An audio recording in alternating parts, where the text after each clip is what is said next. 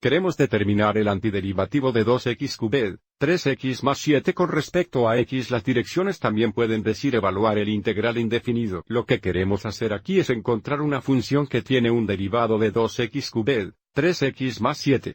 Así que tenemos que aplicar la regla de poder de la integración dada aquí. Aplicemos algunas de las otras propiedades de integrales. Esta propiedad aquí está a decirnos que podemos reescribir nuestro integral dado como una suma o diferencia de tres integrales diferentes. Así que vamos adelante y hagámoslo. Esto es igual al integral de 2x cubierto con respecto a x, el integral de 3x con respecto a x más el integral de 7.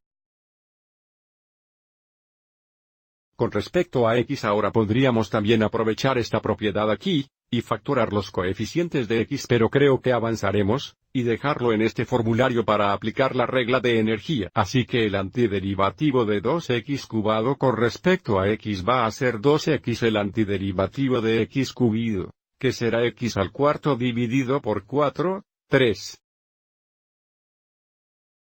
X el antiderivativo de x al primero que sería x al segundo dividido por 2 más el antiderivativo de 7. Con respecto a x que se entrega aquí, tenemos tener más 7x más c. Vamos adelante y limpie esto. Pondremos estos más de 1. So 2, 4 sería mismo como 1 2x al cuarto. Aquí tenemos 3 2x cuadrado más 7x más c.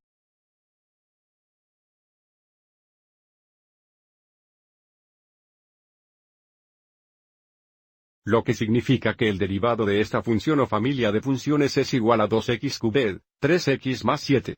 Así que puede querer tomar un momento y verificarlo.